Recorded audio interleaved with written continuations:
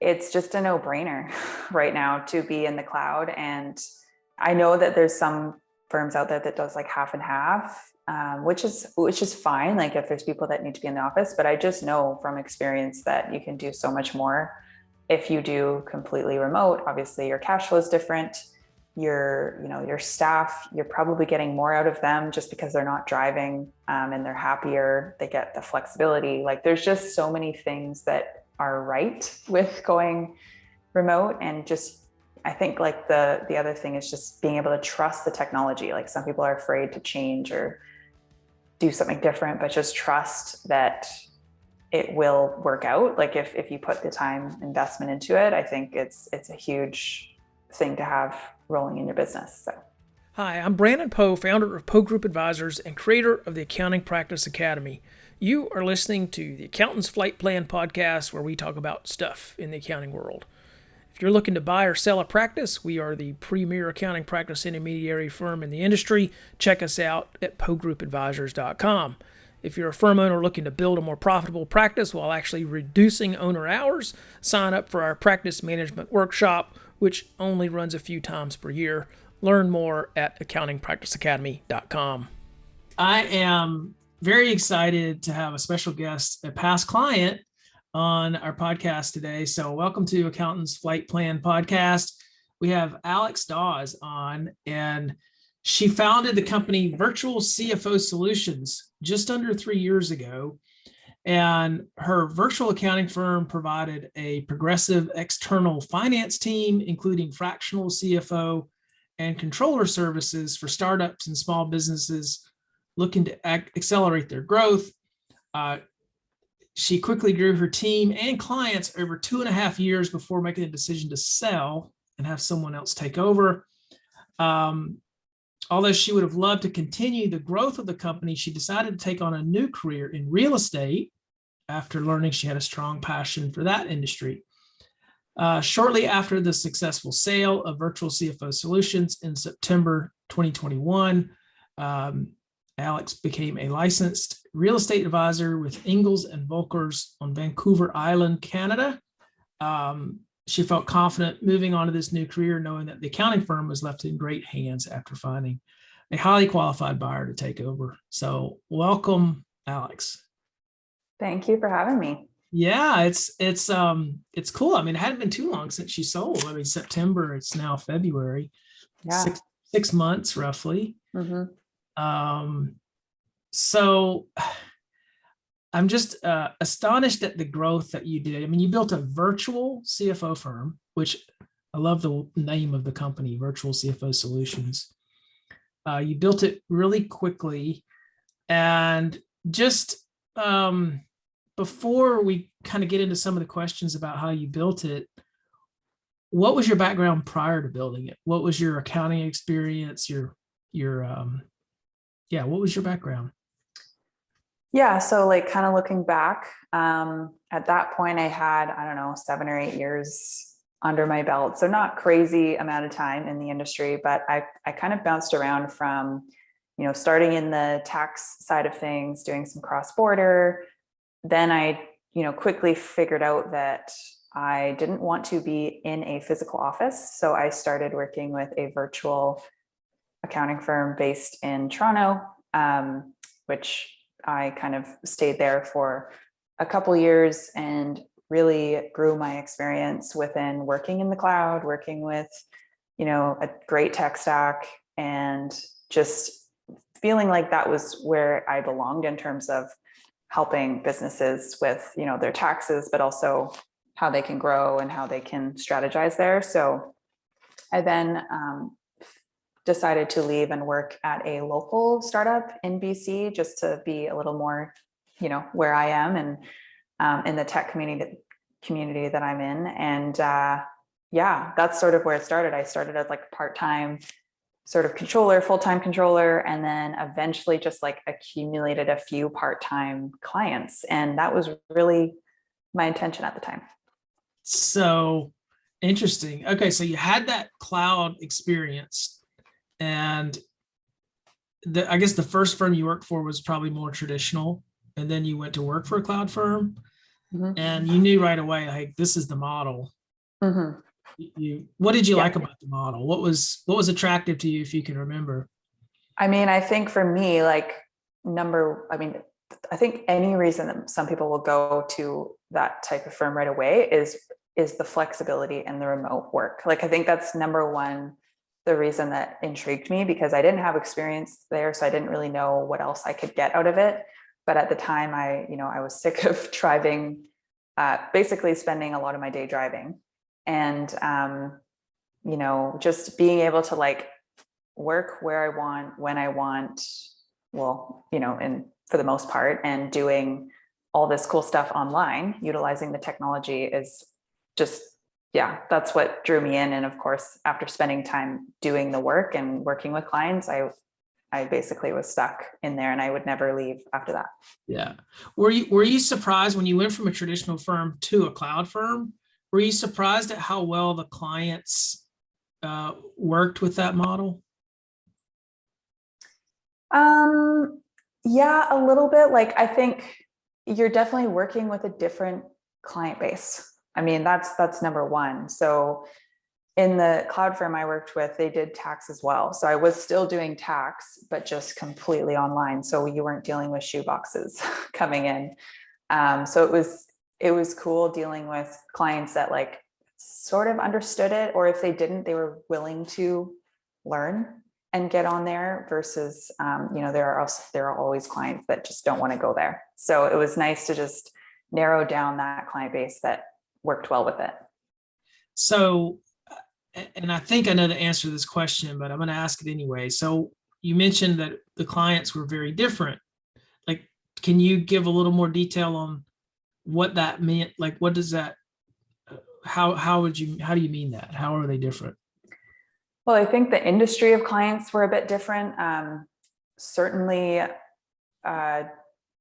more of a tech-based industry for sure, and that is quite a wide range. Like, I'm not just talking software, but also, health tech, all the service-based companies that are going online, all of the e-commerce that was sort of going crazy at the time, and yeah, there's just a lot of opportunity not being in one location. So I think those are the types of clients. Okay, so you were working with clients who were a lot like yourself. They're more Mm-hmm. wanting to work in that environment, comfortable with that environment. Yeah. Okay, that's interesting. All right, so you talked a little bit about, hey, I took on a few clients, I got going, but so was there some planning like before you started taking on clients, or as you started to see that this was growing? Did you do any particular like really strategic type of planning before you got going in the practice? Well, yes and no. I think when it started, I had a few clients going, and my intention was just to work on contract with them, just by myself, independent contractor, nothing more than that. But I could see there was so much interest in it that it just started to accumulate. And as soon as I realized that I needed another staff member, which I think only happened 2 or 3 months later, that was when I said, okay, like, I'm going to create a company out of this. I'm going to incorporate, I knew all the tax stuff. So I was like, this makes the most sense for tax purposes. And yeah, that's kind of how the company started, was just a natural progression into that. Okay. So once you started growing, did you have to do you remember making key decisions about things like your pricing model or the types of clients that you wanted? Because what I've noticed is, like, a lot of times when people are in that startup mode, they don't do a lot of thinking and they take all sorts of clients that maybe later on they wouldn't want to take. Did you experience that, or were you more selective from the get-go? Well, I think, like, because my first few clients were very much in that sphere of clients I wanted, it made it a bit easier for me to pick and choose. However, I mean, I was a business starting out, so just like others, or most other businesses, I kind of took on a lot of things. Like I took on different projects, short-term, long-term, different industries to kind of really confirm where I wanted to be. And I just confirmed that, that tech space, startup space was really where we wanted to focus.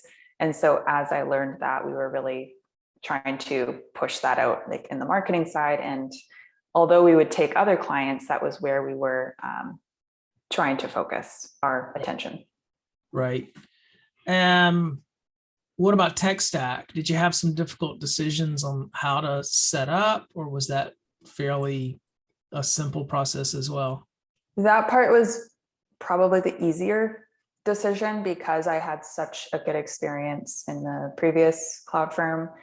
I knew what worked, what didn't work, and what I very much just stood my ground on what we used. And I think there's firms out there that will use different apps, especially accounting apps, like, Xero, QuickBooks Online, Sage, whatever it may be. We just use Xero. So I knew right away that we were, just going to stick to one and become an expert in that one. And I know that it limits you because not everyone wants to use that, but that was the one area I wanted to for sure stick to. Yeah, I like that. It's great that you were so sort of focused. I would say you were very focused. You knew what you wanted. It seems like you didn't have a hard time saying no to the things that you didn't want. A lot of accountants have trouble with that. Do you think that's something that you learned from someone else's mistakes, or did that come naturally, do you think, for you? I think it helped having my different experience along the way, because I did test out so many areas from, just your traditional tax firm to cloud-based that did accounting and tax to becoming a controller / CFO that didn't do any tax. I really learned what I was good at and what I could, really help support. And that's where my focus came from. So like another thing we left out completely was tax. Like we didn't do that at all. So being able to focus on like fractional CFO controller within this tech stack for these particular companies is something I knew pretty quickly going in. Yeah. Well, which brings me to the next topic that I want to cover is growth. And so what so many people in that startup phase fail to realize is, yes, you limit yourself by focusing and by saying, okay, we're only going to do this application. We're going to work with Xero. We're not going to do tax. You had a clear list of things that you weren't going to do. And a lot of people are afraid to create that list because they feel like it would constrain them too much. Yeah. But what's cool about your business, the way you grew it, you went from 0 to about 750,000 in 2.5 years, which is really rapid growth. So I wanted to ask you a few questions about what that experience was like, because that's a pretty rapid scale. What do you remember about that scaling up, I guess, extreme scaling phase? Did you work a lot of hours? What was it like? Well, I think first of all, it wasn't like I had a plan that said that was what was going to happen. So it was an interesting way that came about. I think in the first year, the first year was a partial year. So I kind of at that point, I just sort of got an idea of what we were doing, really nailed down our marketing. And, I basically started ramping up the marketing in the second year. So that first year was just figuring things out, a lot of referrals, that kind of thing.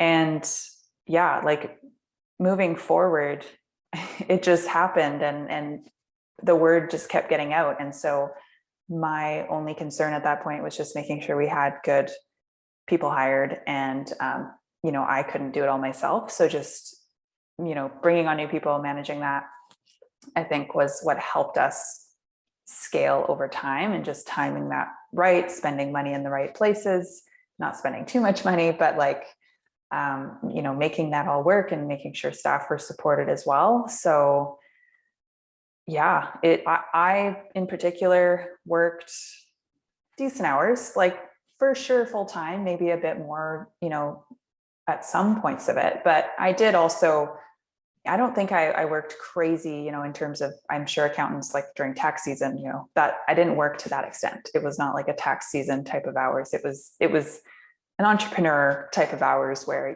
you're needed here and there, but it's not like you're working all weekend, every weekend. That wasn't my choice to do that. Nice. What were your biggest challenges? Similar to what I just said, like I'd say people, that was, I think the timing of knowing when to hire and who to hire, that is a big challenge. And I've talked to other firm owners too, and they've had similar things. I think it's just being able to time when to hire. So, if you've got clients coming in, do you hire now? Do you hire later? Like, do you hire before? And what's the cash flow going to look like? I think that was one of the bigger challenges for sure, especially when you're growing so quickly. And also managing the client inflow of, new clients. So yes, it's great once you have all the setup done and you're managing clients over time, but when they come in and there's setup, there's extra hours there, just being able to handle like the short-term project work was a little bit more challenging. Once they were set up and ready to go, it was a lot more smooth. Okay. Any advice on the hiring? Like what sort of conclusions did you come through after that experience? Is it better to hire a little bit before you need people? Was that sort of ultimately what you came to, or? Yeah, absolutely. I think everyone learns that at some point. Although, like, when you're growing, especially in like the first year or two, you're not necessarily going to have a ton of cash flow on hand. So it is hard to make that decision and it's terrifying, but if you can do it, definitely hire before. I mean, at the end of the day, you're going to get the clients, you're going to get the growth coming in. So you may as well just be prepared to have a great first impression for when new clients come in. Yeah. Yeah, you almost have to, and that's why growth is so expensive. And one of the things that we've noticed, especially with cloud firms, a lot of them have grown quickly and the cash flow doesn't quite match up to what maybe a traditional firm cash flow would look like. But you have to factor in the growth because you've got to spend ahead of the growth. Yeah. So, what would you do differently if you, knowing now, if you knew then what you know now, what would you do differently if you were starting up?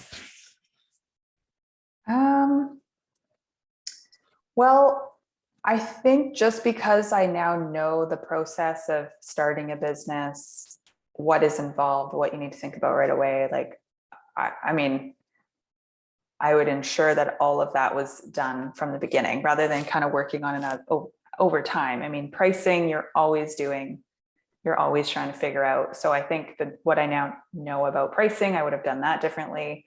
I would have stuck to a specific industry or a specific type right from the beginning rather than exploring all options. I would have done the hiring differently, like we just talked about. I would have started off with certain like CRMs and like marketing initiatives right from the beginning. But of course, when you're starting up, you're literally just learning it all. So I think that would be the difference, because I have all of that background. I could just do it all from day one, from the beginning, assuming I'd have the funds to invest into it. Yeah. Well, it was interesting because I remember when you contacted us and you're thinking about selling, it was like, wow, well, you haven't even had the company too long. At what point, what was it that made you want to sell? Like I guess at what point did you go, I think I'm going to do something else? Yeah. I mean, I think it was probably like early 2021 where I just had some realizations of, what I wanted to do, maybe call it COVID realization. I don't know. But I think it was just a bunch of things at once of realizing, what I wanted to do with my life moving forward. And yes, I think I got caught up in the growth and building the firm. And I learned that that's where I need to be, like in that, like, I love that type of thing. When it came to maintaining, managing, it's just not for me. So I just thought, like, there's a couple options. I could get someone in there with me or hire for that, or I can just step out and have someone else take it over. So that was like the decision at that stage of what I do next. Yeah. Nice. Any last little bits of advice for someone who's either starting a firm or maybe has a traditional firm and they're thinking about converting their traditional firm to a cloud firm? Any advice for people listening? I mean, go for it. Like, it's just a no-brainer right now to be in the cloud. And I know that there's some firms out there that does like half and half, which is fine. Like, if there's people that need to be in the office, but I just know from experience that you can do so much more if you do completely remote. Obviously your cash flow is different. Your staff, you're probably getting more out of them just because they're not driving, and they're happier. They get the flexibility. Like, there's just so many things that are right with going remote. And just, I think, like, the other thing is just being able to trust the technology. Like, some people are afraid to change or do something different, but just trust that it will work out. Like, if you put the time investment into it, I think it's a huge thing to have rolling in your business. So yeah. Well, thank you, Alex. I do feel like we got a great buyer for you, and hopefully Jason's doing really well. And glad to see you've gotten your new business off the ground. So thank you so much. Yeah, thank you. And thanks for all your help in this, because I wouldn't have been able to do it without you. So thanks. Thanks for listening to the Accountant's Flight Plan podcast. If you like what you heard today, please follow us so that you can get updates when new episodes are released, and share our podcast with your friends and colleagues. You can also follow Poe Group Advisors on social media. Please visit our website for more information at poegroupadvisors.com.